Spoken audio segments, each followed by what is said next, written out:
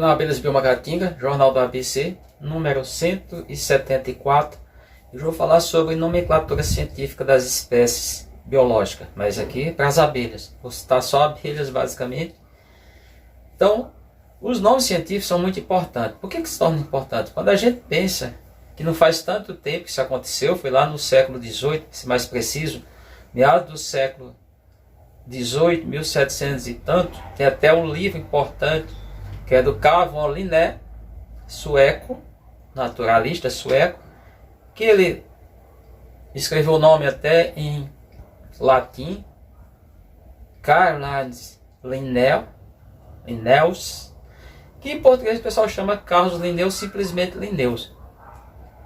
Ele foi responsável pela a criação inicial, se a gente for pensar, e olha que a humanidade já tinha passado séculos, milênios, e não encontrava uma questão para os antigos gregos tentar classificar as espécies. Mas isso foi um marco histórico. No seu livro Sistema Natura, que eu vou deixar aqui um print, esse livro ele cria alguns critérios para classificar as espécies biológicas.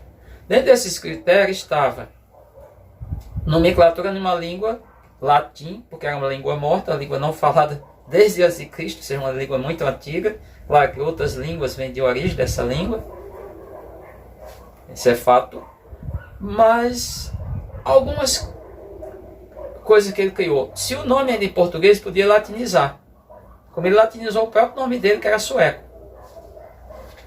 Poderia fazer isso? Poderia. Criou a grafia binominal, criou alguns taxos, na época só foram acho que 5, não foge a memória, criou o reino, a classe, ordem, gênero e espécie, mais ou menos isso. No qual ele disse que tinha que ser destacado no texto, poderia receber 3 grafias. Escrito em negrito, que é aquela, quem está no computador, você selecionar e colocar o N. Escrito sublinhado, no computador faz isso, a mesma coisa. Ou escrito em itálico, que coloca o I, seleciona a parte, coloca o I, fica aquela letra mais ou menos inclinada, com uma certa inclinação. Que a primeira letra do primeiro nome, que é o epíteto genérico, maiúsculo. O restante tudo em minúsculo. A classificação que ele criou foi binomial, apenas 2 nomes. Logo em seguida, ainda no século XVIII, finalzinho, começou os cientistas taxonomistas, que é assim que é tratado, a criar a nomenclatura trinomial. E hoje já existe até o que poderia ser tratado como quadrinomial, 4 nomes. Por exemplo, existe um gênero, um subgênero. Vamos pensar nisso. Essa espécie aqui ela é binomial, foi classificada ainda no século XIX, 1863, pelo Frederick Smith.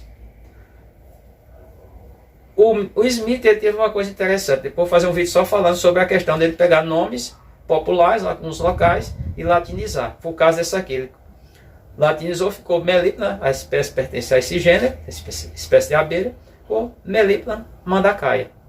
Ele latinizou o mandaçaia. Vamos pegar outras espécies, grafia binomial.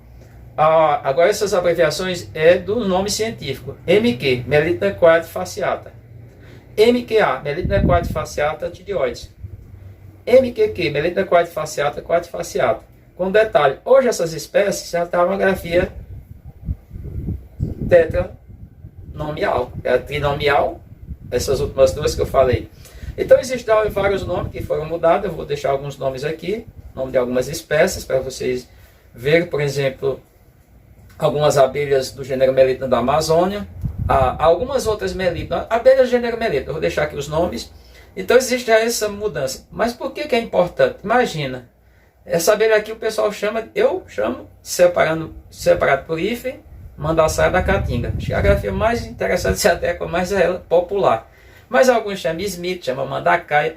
O que eu não acho lá muito adequado, aqui que ficar bem claro, é o cara pegar, chamar um nome popular acompanhado de um nome científico e atropelar o nome. Ele não precisa falar isso. Basta ele falar ou uma coisa ou a outra. Agora, quando vai para um texto, por exemplo, eu estou escrevendo agora um pequeno texto de 2 páginas apenas, vai precisar, parece que vai fazer parte de um livro. Segundo a pesquisadora, Minha professora é pesquisadora, professora universitária. Eu vou escrever o nome popular, vou escrever a grafia científica e vou, não havia necessidade, escrever o nome do taxonomista. Inclusive tem que escrever o nome dele e a data que ele classificou a espécie, que foi, no caso, isso aqui em 1863. E por que é importante os nomes científicos? Vou pegar outra coisa que não seja abelha. Imagina cachorro. Cachorro tem várias denominações dentro do Brasil, na língua portuguesa. Cachorro, cão, e aí segue. São os nomes. Se a gente for para o inglês, é dog. Imagina, você escrever um texto, aí colocar lá dog. O que vai saber? Vamos imaginar que isso foi classificado pelo Linneu ainda. Se for para, acho que é o alemão, é Hunt. Se for o espanhol, nem sei qual é o nome. Não sei se é francês, que acho que é Ien. Então o cachorro vai ter nomes populares. Mas quando eu colocar no passado, na classificação de Linneu, que foi canes familiares, todo mundo ia encontrar, dependendo da língua. Quando usou o nome que é o mais atualizado, passou da grafia binomial para canes lupus familiares, hoje qualquer texto que alguém faça referência ao animal vai ter como encontrar. A mesma coisa essa abelha. Tem um monte de mandaçaias e tem algumas agregadas, ou seja, que são agregadas. Aquelas que não são mandaçaia, mas o pessoal insiste em chamar mandaçaia. Tem a que é a urussu, no passado chamava só urussu, que é o urussu do chão. Alguns chamam mandaçaia do chão, mandaçaia da terra, mandaçaia, mandacaia da terra. E esses são os mais nomes. Então, tem a chama mandaçaia do Pantanal, mandacaia do Pantanal, não sei o quê. O pessoal adora usar essas nomenclaturas. Mas quando eu falo Melipona mandacaia, imagina, eu posso escrever o texto em qualquer idioma, dependendo de ser inglês, francês, espanhol, português, alemão, russo, mandarim, japonês, vai estar bem claro lá o nome da espécie com a grafia como foi definido por Linneu. Então esse critério, isso foi um avanço tão importante na época e vem se atualizando. Portanto, é difícil, porque essa espécie aqui está agora para ser classificada, não é tão fácil. Duas novas espécies na Amazônia do gênero Melípona. Pelo que eu encontrei dentro de alguns levantamentos que não é estudo, são estudos, não são pesquisa, existem 82 espécies no gênero Melípona. É o gênero maior, é o gênero que tem mais espécies de abelhas eusociais, abelhas produtoras de mel. Não é o gênero de abelha que tem mais abelhas. Se pensar nas solitárias, tem gêneros que tem bem mais. Quantidade agrega uma quantidade maior de espécies. Então, mas quando a gente fala de abelhas eusociais, é o que tem maior quantidade. As aves, na verdade, 3 continentes introduzidos de outros nos 5 continentes, só não está na Antártida, dos 6 continentes. Mas tem na Europa, tem na África e tem na Ásia. Mas só tem cerca de 50 espécies, não chega a 50 de fato. Se a gente pegar outras abelhas, está na faixa de 40 e pouco, 20 e pouca, 30 e poucas, está sempre oscilando nessa aí de 20 e poucas espécies, alguns gêneros. Vou pegar sempre plebeia, tem 48, escaptrigona tem uns 42, trigona tem uns 46, 48, fisiomelito aos 20 e tanto, aos 30 e poucas, as partamona 34, e assim segue. Então a classificação biológica, o nome científico da espécie, latinizado como ele deve ser, ele é uma referência. Ele é uma referência a ponto de servir a pesquisa, de servir ao cientista, de alguém ter um parâmetro, ter algo que ali é só daquele organismo vivo. Serve para abelha, serve para todos os demais seres vivos, independente. Quando você classificou a espécie, fez a classificação biológica, isso é de uma grandeza, só que não faz assim da noite para o dia de qualquer jeito. No passado os critérios eram mais limitados.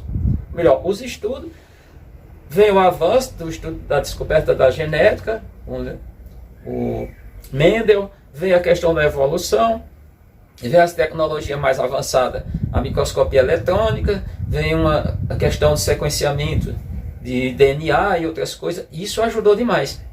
Então, isso é extremamente importante. Então, por isso é que eu chamo a atenção. Por isso que vocês estão vendo na timeline do vídeo, nomes científicos, nomes populares, nomes científicos. Alguns por nome popular, pode ter dezenas de nome popular. Vou pegar aqui uma abelha mais conhecida em boa parte do Brasil, que é a jataí. Mas qual jataí? Tem várias abelhas, tem 3 gêneros. O nome jataí, nome popular, tem 3 gêneros. Você vai lá para o epíteto genérico, tem 3 tipos. A tetraglônica, aí tem mais 2 que não foge à memória, já estou lá quase como titio Biden, esquecendo das coisas, mas o fato é que o nome científico é a referência da espécie. A jataí tem, parece que nomenclatura popular, nomes populares são 24, 26, entre isso. Mais de 2 dezenas, vamos ser bem específico aqui. Só que tetraglônica angústula, só existe um bicho com esse nome. Só um dos tipos de jataí. Por que isso é importante? Porque justamente quando eu escrever esse nome em qualquer lugar, qualquer pessoa sabe qual é a abelha que eu estou tratando, qual é o ser vivo. Então, a grafia científica, ela se torna uma coisa extremamente importante. Por isso que eu faço questão de trazer essas informações, porque tem muita confusão e pessoas às vezes perguntam, por que você botou esse nome aí? Mas o nome não é fulano de tal? Eu digo, não conheço esse nome fulano de tal. Esse nome fulano de tal que você está falando, esse nome tal, não, eu desconheço. Agora eu vou e boto o nome científico, certo? Então isso é muito importante.